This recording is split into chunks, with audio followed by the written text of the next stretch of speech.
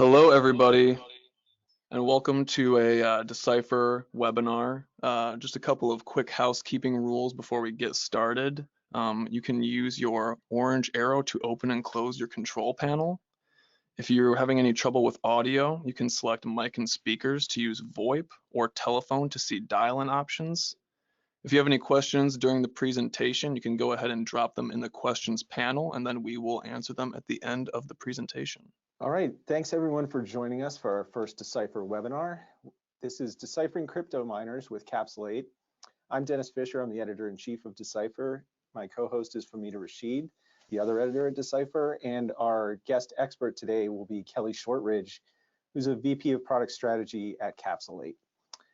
So we're going to start off and kind of lay the groundwork and have Kelly kind of walk through what exactly we're going to talk about, define some terms for us, and then we'll dive in deep. So Kelly, why don't we start with kind of what exactly is crypto mining and how does it work? Yeah, definitely. So there are two different terms that you hear thrown about. One is crypto mining, one is cryptojacking. I tend to still refer to it as crypto mining in most cases, but I'll get into both of them. So crypto mining is really the use of any sort of compute power, generally either the CPU or GPU, the processor, or like your graphics card, to mine cryptocurrency. Most people think of Bitcoin when they think of cryptocurrency, but most commonly with crypto miners, they're mining less mature cryptocurrency. So Monero is incredibly popular, Ethereum, Zcash, Litecoin, because generally when you have new coins, there's less compute power required to verify each transaction. So really mining for Bitcoin just isn't profitable anymore, which matters both to hobbyists, but definitely to criminal groups, which we'll talk about the economics of it, I think, later on. So basically, crypto miners are looking to perform lots of different calculations to find the next block, kind of like the secret in the chain that's coming up next. So when someone discovers this secret block, what happens is they're rewarded with cryptocurrency and they get some sort of transaction fee. So it's kind of like a raffle. The more hash power you have, the higher your chances are of winning the raffle. So it's surprisingly slim profit margins, but if you get a good amount of scalability with lots of compute power, then it can make sense. So where cryptojacking, as you may hear, comes in is it's basically just malicious crypto mining. It's when generally you're not using your own resources. So a few years ago, a lot of people were talking about the fact that you had web pages that were mining for cryptocurrency without getting user consent. Nowadays, it's a lot more like compromising servers or cloud compute resources in order to mine for cryptocurrency. Because obviously, if you can remove your hardware and energy costs, then your profit margins go up quite a bit, which attackers really like. Monero in particular, I think 20% is estimated to be mined by botnets. So that's one that we see a lot of like malicious activity for crypto mining that. And Monero is also interesting to attackers because it's untraceable and it's also considered totally anonymous, whereas Bitcoin is kind of pseudo-anonymous. So Monero is one of the more popular cryptocurrencies for cryptojacking specifically. In general, when you have people talking about the different currencies, do you hear them using Bitcoin as sort of a generic placeholder? Or do people really differentiate them talking about Monero, them talking about Zcash or stuff like that? Yeah, so most of the time people just say like mining cryptocurrency. Like I think I've never, not for years now, heard of an instance where Bitcoin is being mined in particular, but when you start getting, I guess, more into the analysis of different crypto miners, like, yeah, the cryptocurrency can start to matter because there are different, generally, crypto mining programs for different currencies, and then there are different, like, crypto mining pools and everything. But most of the time, if you're thinking from a defensive perspective, what the attackers are mining matters a lot less than how they're mining it. So how did all this get started, Kelly? I mean, a lot of people have been mining cryptocurrency legitimately for, several years, 10, 12 years, using their own compute power, using their own resources. How did the idea of cryptojacking and kind of malicious crypto mining get started? Yeah, I think conceptually it's not that different than, I guess, you know, taking where you would see attackers take over certain like network resources in order to use them for their own like command and control operations. I think conceptually it's not that innovative, frankly, but I think what changed was really the economics around it. So crypto mining really started to gain attention around 2017, and I don't think it's a coincidence that that's when Bitcoin topped $1,000 per coin. And other cryptocurrencies started to gain more hype because people became more aware of them. It became kind of a sexier and flashier thing. I think some examples from that period of time, there was the bondnet botnet that was making around $25,000 a month in 2017 using about 15,000 compromised systems. So if you do the math, that's only about $1.60 per month for systems. Again, like it's not all that much. You really need to have pretty massive scale. And we also saw that you know, different nation states tried to get in the game. North Korea is probably the most notable one, where because they have all these sanctions against them, mining cryptocurrency becomes more appealing to them in order to, you know, buy kind of all the illicit stuff that they need to get. So I think it's kind of a myriad of factors that led to its rise. I think another thing is, frankly, with you know, we've heard often about the misconfiguration problem with cloud computing, and I think that's particularly relevant here because a lot of the ways that attackers find good, juicy compute resources to mine cryptocurrency is by looking for vulnerable instances. Like Capsulate did a case study about vulnerable Kafana instances, which we can talk about later, but I think that's pretty common, is just kind of scanning around looking for anything that's accidentally publicly exposed, which is not something that could happen quite as much before kind of the rise of cloud computing. I mean, wasn't there a time when you go to a website and the website would be like, oh, while you're on our website, can we borrow some of your processing cycles? So I think for a while there was a bit of that, not necessarily malicious, but give me your processing cycle. That conversation was happening for a while.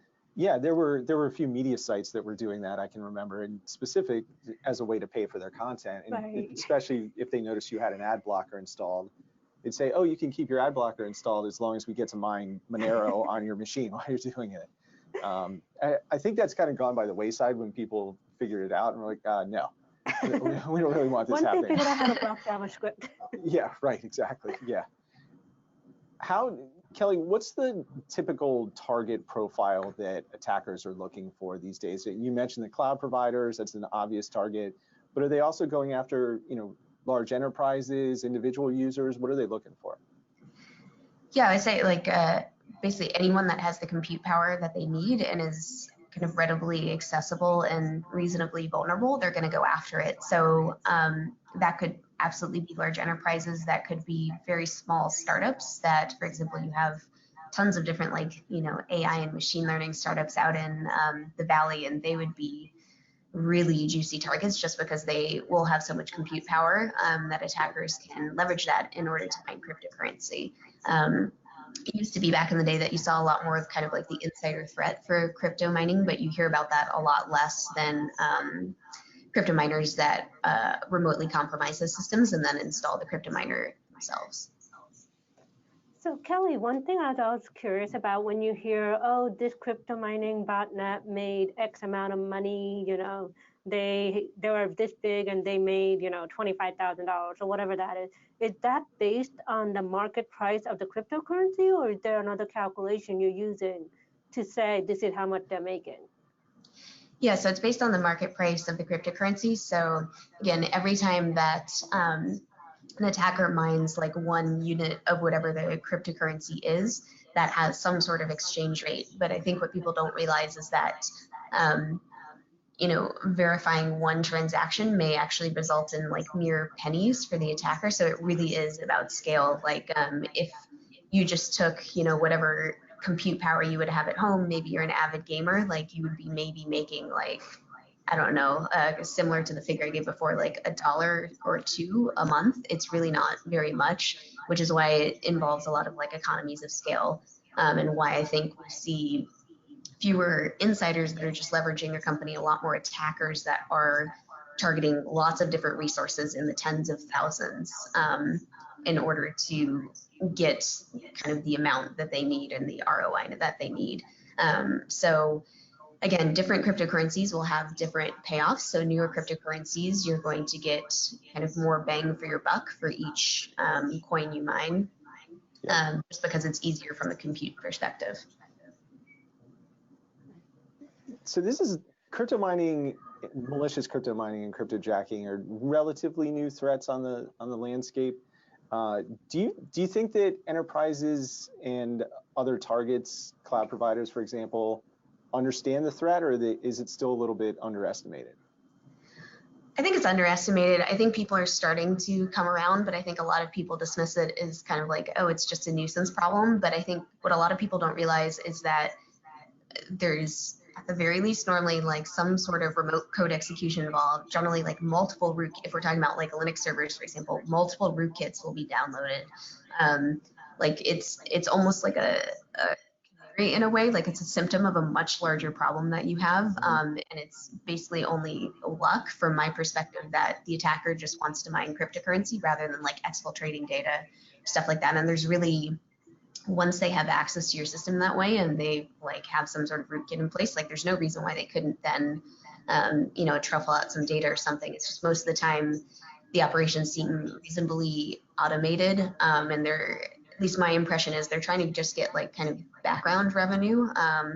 So for example, North Korea will actually compromise the cryptocurrency exchanges, and that's how they get the bulk of their cryptocurrency. But this is kind of a good like redundancy. It's you know, like the idea of passive income in legitimate sort of operations as like an income stream you don't have to worry about too much. I kind of think cryptocurrency is similar to that. But the industry, I think, because it's not anything that per se constitutes a breach, because no sensitive data is leaking, I think that's part of the reason why it's been dismissed, even though it can be like enormously expensive as far as like AWS bills, for example. And that's often how people are actually detecting them, is they're like, well, why did my AWS bill jump up by like 6 figures? And then they realize what's happening. Yeah, you're paying for someone else's vacation there. Right. Exactly. And as you mentioned, it can be, if you've got a malicious crypto miner or cryptojacking going on in your network or on, you know, one specific machine, it's got to be a symptom of a larger problem. They got in there somehow, you know, unless you handed them the keys, they somehow got onto your network. So it could be a good indicator that you might need to look at a few things on your network if you're finding these crypto miners. Yeah. Is the threat different for cloud providers than it is for, you know, a typical enterprise or other large organization? Yeah, I think that's a really good question. I think in some ways, at least having the cloud resources is a blessing, because you're more likely to detect it because of the billing spikes that I mentioned. If it's something that's on-prem, like maybe you'll go a long time without realizing it's there. I do think that generally, because cloud resources, like even though in theory, like they should be slightly more secure, the reality is that misconfiguration is a huge problem. So I think part of the issue we see with cloud resources is that if people are misconfiguring them, accidentally publicly exposing them, then it's more likely that attackers are going to be able to find them and find vulnerable instances and then compromise them.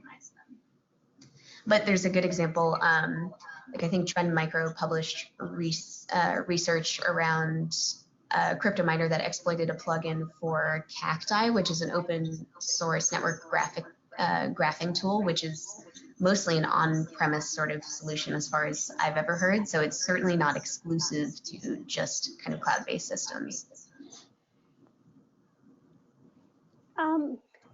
I like the point that you were making about how it's a symptom of a bigger problem. You have a vulnerability you should be looking at. Do you actually see it happening as a sort of a combination attack? Like, okay, I'm having a crypto miner, and while I'm making money, I'm going to, I don't know, break into a database. Like, do you see that, or is it usually more of an isolated incident? At least in our research and from what I've seen, it's generally just the crypto miner, which again, to me, it's almost like a miracle, just because I think the statistic from Imperva is that like 88% of all remote code execution tried to download a crypto miner, and it could be a lot worse when you're dealing with RCEs. So very rarely, like most of the time, the common behavior, like other than like downloading after you compromise it, you download like the crypto mining payload and everything. It'll generally scan for other crypto miners or even other malware that's not crypto mining, some sort of crypto mining program, and they'll try to like completely clean the machine because they want all of the resources necessary, so they can't have anyone else compromising it. So the way they're kind of like friendly, they're like, hey, we're going to clean up your box for you, but then obviously install their own stuff. But I've never seen indications that they mine cryptocurrency and then start like sniffing around for other stuff. But to me, it's mostly a matter of, again, like what's the ROI from the attacker's perspective. I don't really see much reason why they couldn't be doing that. Right. That's what I've been wondering is the economics, as you said, you really need this on a mass scale to actually make any money from it. So if you're already on these boxes, if you're on these cloud platforms, I would think there's other ways that you can make money besides installing these crypto miners. But yeah, a joke I think I made on Twitter a few weeks ago is that it actually makes a lot more sense to then like be the kind of middle person and then sell the compute to like machine learning researchers and stuff, because they'll definitely pay more. But again, I think at least the way I understand it, and frankly, I'm still trying to get my head around some of the kind of like economic principles behind it, again, is that passive income stream, and that if you can have very automated kind of like scripting, deployment, maintenance of all these kind of malicious operations, and you can scale it across tens of thousands of machines, like you can be making 6 figures a month potentially, which certainly isn't bad. Like certainly from like a criminal group perspective, if you're talking about outside of kind of like the United States and Europe, like that's a really good size income. So are there enough victims out there that you don't necessarily have dueling crypto miners where, you know, I have a vulnerable machine and then suddenly I have 4 different crypto miners going on? Like, is it just a matter that we have enough victims that we don't see that?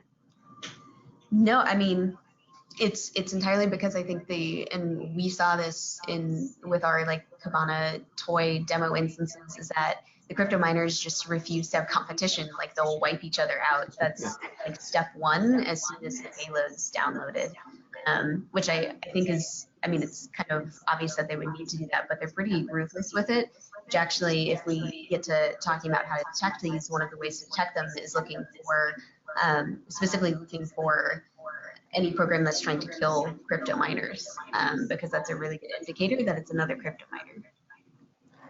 Yeah, that was one of the next things I wanted to ask you, is the detection piece of this, because they're not going to throw out a lot of probably alerts on security products and things like that, because they're not necessarily doing anything that's traditionally malicious aside from using your compute power. So what's the detection strategy look like for people that think they might be victimized? Yeah, so detection's really interesting, particularly given most of the crypto miners that you see have really good obfuscation mechanisms. So for example, again, with Linux servers, which these days is mostly what they target, just given the sheer compute power available to them. Yeah, they'll obfuscate to make sure that you can't actually tell what program, at least using native Linux controls, you can't actually tell what program is eating up all of your CPU, if it even is disclosing that all of the CPU is being eaten up. And there are a few other kind of obfuscation mechanisms that they use. So you can't really look at things like behavioral anomaly detection or just behavioral sort of tricks in general. You know, as one of my colleagues put it, they mostly just like compute big honking numbers and then phone those numbers out. So it's not necessarily all that interesting. But some of the common obfuscation mechanisms is using CNAMEs to bypass like popular blacklisted mining pools, using like cryptors and packers. Loadable kernel modules are incredibly popular. So they'll even have kind of a repository of LKMs available for different kernel versions, just in case.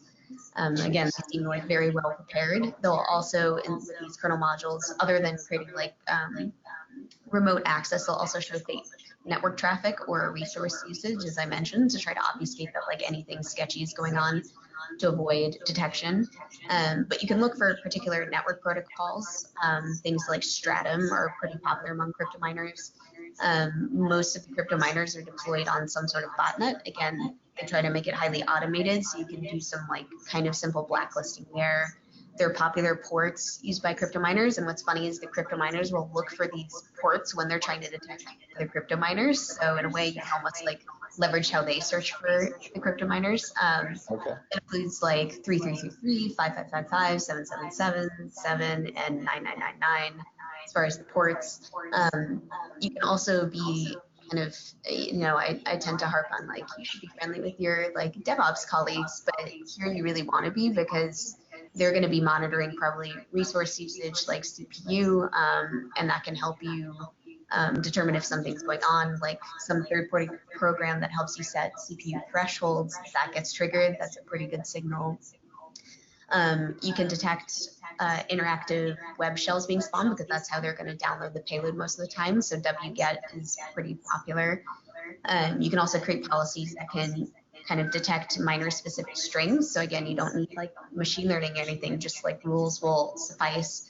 But things like wallet_address, that's pretty common.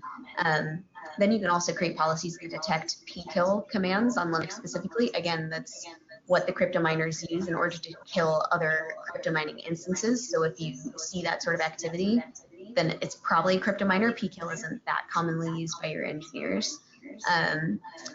But for example, in the blog post we did recently about the recent Kibana compromise we discovered, we actually didn't believe it at first. Like we thought something was going wrong because we use it as our demo cluster and it's kind of purposely vulnerable so we can show off like our exploitation detection, but we caught it through new file execution because they had downloaded the payload and there was some like really new funky file on the system. And then the interactive shell, as I mentioned, they were using wget in order to download kind of all the stuff they needed. So, I mean, a lot of the detection techniques you were describing, I mean, we're assuming that these are like things with screens, but crypto miners also affect industrial control systems, right? I mean, it's not just laptops and servers. We're talking about sensors and all that. So how does crypto mining look like on those non-traditional techs? Yeah, I think ransomware is much more popular on those. So for example, like if you look at a SCADA system, you can't exactly just like kill it and re-image it, which is what you can do most of the time with kind of like any sort of compute resources. Because it's immutable infrastructure, you probably have some sort of like base image that you're using to version control, so you can just spin it up. So ransomware in that case, that's kind of like, okay, but we can just like kill this and it doesn't matter. With SCADA systems though, like you can't do that. So I think that's why ransomware is more popular. I personally haven't really seen many crypto mining variants that are targeting those sorts of systems. My guess they're trying to go almost for like the most standardized systems possible, which I think is why they go for kind of typical cloud resources because they have a reasonably like homogeneous profile. But with ICS and SCADA, it's like you could have custom kernel versions and all this stuff that just reduces that ability to automate it. So I would suspect that's why we don't see it too often. With that said, the botnets that are supporting all of the kind of like crypto mining infrastructure can definitely affect like IoT devices and stuff like that. But again, you have to remember like the typical IoT device is probably not going to provide enough compute power to like have kind of profitable mining operations anyway. How aware are the big cloud providers of this threat? I mean, are they, I'm assuming that they're talking about it internally, but how much of a threat do you think they see it as? That I don't know. Like as far as I know, there aren't any particular things. Like I don't think Amazon has like a plug and play way to be like, create a rule like if there's a billing spike by this much, like alert the security team or something like that. I think they might be aware to a certain extent, but again, part of the way they're trying to solve the problem, which I think is smart, is just by fixing the misconfiguration issue and trying to encourage people to use best practices, which I think would go a long way. But I think in general, like very few providers have really focused on crypto mining, again, because it's it's largely seen as a nuisance. Like, yes, it's expensive, but it's not like a major headline breach per se. Yeah, and we haven't really seen too much from law enforcement on that front either. Like, they seems to be a lot more focused on ransomware, which, you know, for obvious reasons, it's a lot noisier and it's a, you know, a very clear malicious It's more threat. of an immediate thing. Yeah, and also police departments have been hit by ransomware, so I think that probably has a lot to do with it too. But I would imagine that's going to change if we see some large scale incident that affects, you know, that comes out publicly. Yeah, I'm not sure, because ransomware, like, that can just completely cripple operations, right? Like, it's Yeah. the more severe denial of service. This is kind of like slowdown of service. Like, it's not really a denial of service. It's more just like, we're just gonna kind of make it expensive and messy for you. So I don't think, for example, like, if the closest I could think would maybe be like a hospital with like a patient portal, but in general, because they're like, ransomware attacks kind of any system that's going to have valuable information, whereas crypto miners are specifically targeting whatever is going to have the most like CPU or ideally like GPU power, just because GPUs have a little more processing power for crypto mining. So they're going to target those resources as much as possible rather than like anything that's critical. So I'm not sure, like, if you took a Venn diagram of like the types of systems that would lead to like a local government melting down or like a local police department melting down, and the systems that are most valuable for crypto miners, I'm not sure how much they overlap. I mean, it makes sense that, I mean, at least for a crypto miner's perspective, you don't want the system to go down. Right. Then they're not getting their resources. Yeah. So, it reminds me of an old joke that it's like the mushroom on a log thing. They kind of need each other. No, it's true. It reminds me of an old joke that like one way, I forget who or like what group said it, but like one way that they realized they were compromised is because everything started running like way too smoothly, which was like very unusual, and it's because attackers wanted to maintain their persistence and make it more reliable. I feel like this is really similar. It's like they want to make sure like there's good uptime and everything is like running along smoothly. Again, they're removing like even like non-crypto mining malware, right? Like, it's almost like a public service in a way. So yeah, it's probably, I think part of the reason, again, why we're not hearing about it talked as much is it's as close to maybe like benevolent or benign hacking as you can get. Again, it's really, the cost can be severe, and again, it's like a symptom of a deeper problem that you have in your organization. So let's talk about the attacker profile a little bit. You mentioned North Korea specifically. They've certainly been very active. How much of the activity is cybercrime gangs, and how much of it do you think is nation states? I know that's really difficult to kind of quantify, but where do you think the balance is on that? Yeah, I would say it's split. It's certainly more likely to be pretty sizable and well-resourced criminal groups, again, just because of the sheer scale that you need. North Korea, for sure, has been pretty well documented as a nation state to be pursuing crypto mining, again, though they prefer the actually attacking the exchanges themselves. So we have seen instances of crypto miners, crypto mining campaigns that are Chinese hosts, or at least hosted on Chinese servers and seem to be Chinese in nature. It's pretty unclear though whether it's a criminal group or a nation state, and the line's pretty blurry there. So I think it's hard to say. But those are the main two countries from a nation state perspective we've mostly seen. But I think the assumption is most of the time it's going to be some sort of criminal enterprise. Like, again, it's not a nation state looking to like glean information or anything. It's almost like just this backup revenue stream if they need it. My guess is that, if I had to guess, and I'm by no means an expert in attribution, is that it's more likely a Chinese criminal group than the nation state, just because like PLA is incredibly well resourced, and I'm not sure necessarily how much. I'm not sure a government needs this way to make money. Yeah, which is not true for North Korea. So I feel like that's why we see the North Koreans doing it more. So my guess is it's a criminal group in China specifically. Yeah, it makes sense. So before we were on camera, like, you talked a little bit about economies of scale, about how you can upload enough miners and then you can make more than, what was it, the average global GDP? Like, we don't need all the math, but if you can just kind of talk me through that, because that sounds just kind of along the lines of what are these criminals getting out of this? Yeah, so again, it's I actually did painstaking math, which I wish I could show on a whiteboard right now. It was definitely its own rabbit hole. But I would say that that statistic I cited, where it's about $1.60 per month per system, is pretty accurate.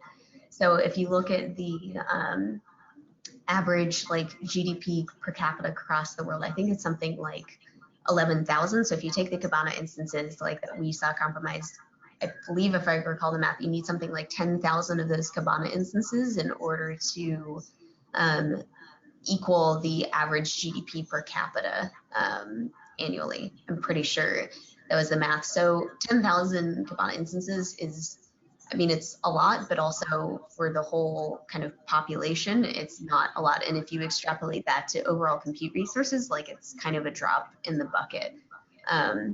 So put it this way, like if you just compromise one company, you're very unlikely to be making like much money at all. If you're compromising like maybe even the compute resources of 100 companies, you're probably making like tens of thousands per year, if not six figures. But again, like you just compromise, like if an attacker compromised us, like they're probably not going to be making much money. But if they compromise like those demo Kibana instances, if we hadn't caught it, plus like every other security startups, then you're starting to talk about quite a bit of money. But the margins, again, they're really slim. Like going into it, I assumed like, oh, they must be making like $10 a month off these systems. It's incredibly tiny. It's literal pennies per day, which then gets into an issue as well, and why they need a more automated approach is that these compute resources tend to get killed pretty often. It depends if you have like long running and kind of critical workloads, they'll have more uptime, obviously. A lot of times these systems, they're only compromising with the crypto miner and running them for like 24 hours. And at least from what we've seen, they don't tend to go back to instances that they previously compromised either. So you basically have to just keep like fanning out and continuing to spread and making sure that you have like some threshold amount every day in order to meet kind of, I would assume, their like revenue goals. I kind of like imagining that they have like KPIs and they have a boss that's like yelling at them for not, mining enough Monero or whatever. They've got a spreadsheet somewhere with their targets and all that kind of stuff. Yeah. Sure. Yeah. Salesforce maybe, for each of the, yeah. God, those poor guys. You mentioned like they don't often sit on a system for a long time, like once they infect it. Why is that? I would assume like if they're on an instance and they're not detected, they'd kind of want to sit there as long as they could, like indefinitely. They do, but the systems aren't always up all the time, particularly with, a lot of companies only spin up resources like on demand, and a lot of times they're going to re-image after like they're done with whatever workload they have. And so then it really depends on the persistence mechanism that the company, as far as I've seen, it's mostly kernel level persistent, like no one or no crypto miner from what I've seen is getting into hardware level persistence. My guess is that would just be a huge waste of resources, honestly, again, from an ROI perspective. So if you're able to fully reimage the machine, again, it really depends. So I'm going to oversimplify a bit. Most of the time, if you just like kill the instance, spin it up later, and like reimage it anew, then they're not going to be able to persist. So it depends on the kind of target they end up infecting, but as far as I can tell, they're not specifically seeking out like long-lasting workloads. They're just seeking out any vulnerable kind of instances where they can use their automated tools. So even though we're kind of talking about just, crypto mining, and we're kind of using a very catch-all phrase, like different ones use different type of tools, right? I mean, we were talking about browser-based ones earlier, Yep. But I mean, there are other types also. So, I mean, is it just that there are different kits that the attackers are using in terms of what method they use? Like, how did that actually flow? Yeah, so there are definitely so there are legitimate crypto mining tools, which I think one's called like SXM-Rig is pretty popular among attackers. There's also K workers, KWORKERDS, which is reasonably popular. There's like MinerGate, XMR stack. The easiest way to see them is like when you see the crypto miner trying to remove them, like enumerate them all, you can kind of get a sense of like what's most popular at the moment. So there are different crypto mining tools. They use different pools as well. But what's potentially different is the exploit that's used and which vulnerabilities used. Like, again, we saw one in Kambana, there are ones in XM, there are ones in like tons of different like plugins and other stuff, other tools that like Linux uses. So it's really anything that gives them remote code execution. And that's, I think, often what's the variable there. But they're kind of like the workflow tends to be very similar. So they're compromising the system, they're checking it and cleaning it for any competing crypto miners. They're like spawning a shell, downloading the crypto mining payload, and then also installing like their persistence mechanism, which is generally, again, for Linux at least, loadable kernel modules, and generally multiple of them that perform different functions. Again, one just allowing persistence, one's that's faking like the network traffic or CPU resource usage. And then they send everything out to like some sort of wallet address. And that's pretty much how the vast majority of them work. Okay. So if you're an enterprise thinking about this threat, what kind of steps can you take to prepare for the appearance of cryptojacking in your network? So I think kind of the great thing about this, and it's something I mentioned in my Velocity talk last week, is because things like XMRig are used legitimately, like there's zero reason why you can't download it yourself and just use a crypto miner yourself on your own resources and just start seeing what signals pop out based on whatever telemetry you're collecting to inform like how you can create detection for it in the future. So it's not like something where you know, it's so arcane that you have no real way to validate your controls. Like in this case, like you can absolutely replicate like what a crypto miner is going to do. It's a little trickier on like with the loadable kernel modules and stuff, but I would say that would be the first step I would suggest. Obviously, as I also disclaimed, Velocity, like give the money back to the company when you're mining cryptocurrency. It won't be a lot, but still don't just like take it with you. But beyond that, I think other considerations, like ideally you should have some sort of detection in place to detect whether like there are rootkits on your Linux servers. So if you don't have that, you should probably have that regardless of crypto miners or not. Talking with your engineering group to start bringing in billing usage or cloud billing as some sort of security signal, I think is also a valuable step, because frankly, billing can go up. For example, if you're exfiltrating like terabytes of data out of an S3 bucket, that can potentially increase your billing anyway. So it can be a valuable security signal regardless. So yeah, those are probably the three primary things I would think about. I would say that the rootkit detection is probably the hardest part, though. If you're using like immutable infrastructure, you can just ban like all shell access, and that's going to make it like way harder for attackers to do this in any case, and it probably will be enough to deter like any of these sorts of attacks. Like generally they'll either use wget or curl.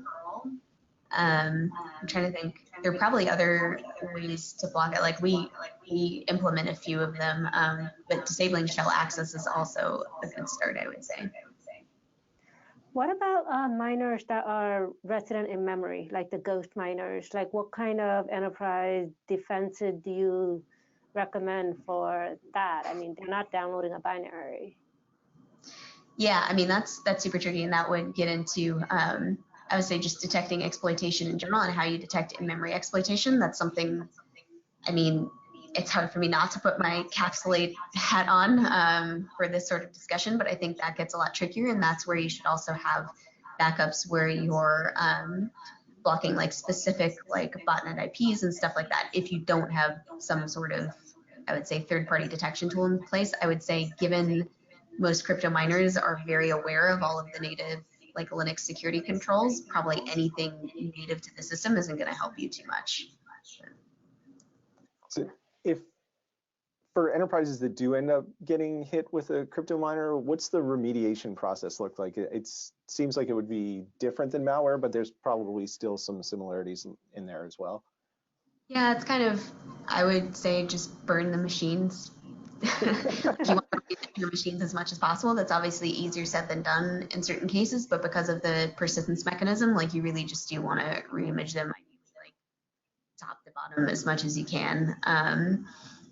Yeah, there isn't really much. It's your typical antivirus isn't going to work too well probably. So to me, it's either you are detecting DNS as it's happening and you're blocking like its ability to do anything, then you reimage it, or just you need to prepare a lot, like make sure that your resources aren't publicly exposed to reduce the chance attackers can find them, whitelist incoming traffic, obviously patch, because I don't think, at least from what I've seen, there have been no crypto miners that use ODE. It's all like known vulnerabilities. And in the Kibana case I mentioned, there was, I think, a 1 day, maybe 2 day delta between when a public exploit was posted on GitHub for the Kibana vulnerability and when we started to get the inbound attacks.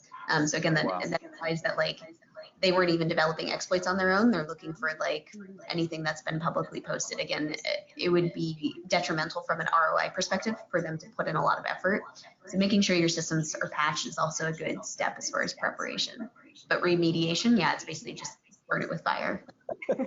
Computers were a mistake anyway. We don't really need them. I wonder how many cloud providers ever get a call saying, please don't make me pay this bill. It's not me. I would imagine it happens quite often. Yeah. And not just for crypto miners. From what I've heard, they aren't very receptive to that argument. So yeah, people generally like you to pay their bills. Yeah, because what, they're gonna go and like hunt down the attacker and have them pay? Like, yeah. Right. Yeah, it's not happening. Yeah. All right. Do you have anything else, Fahmida? I think hit all of our major points. I mean, I think it's really important that we stop thinking of crypto mining as a nuisance and as a warning signal, like, hey, something is wrong, you need to do something. So if anything else, if we get more people not dismissing crypto miners, I think we've done our job. Absolutely. Yeah. Kelly, thanks so much for your time. This was great. We really appreciate it. Thank you. And thank you all for joining us.